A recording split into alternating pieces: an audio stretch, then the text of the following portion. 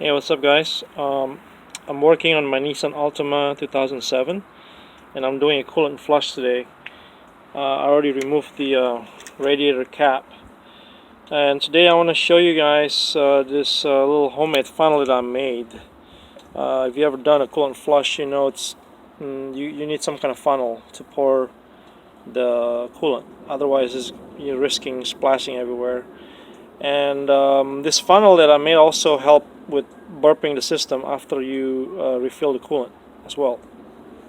So what I use is basically uh, just a regular water bottle, but keep in mind that not all water bottle will work.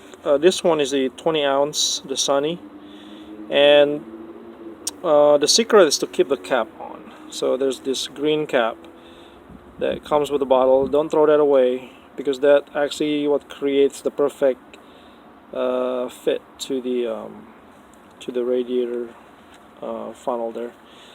So I also add one layer of electric tape just to create a snug fit. So I just want to do a little demonstration here. This is the still water, by the way, when you're doing coolant flush.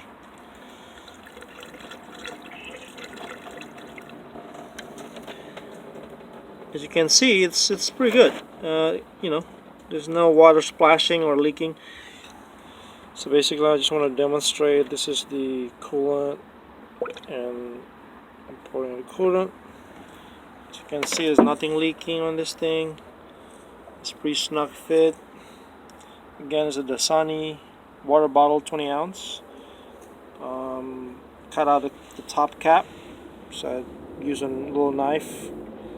Cut out the cap part, and then just put one layer of electric tape on it, and it looks pretty good. It just help to burp the system as well when you do any kind of coolant flush.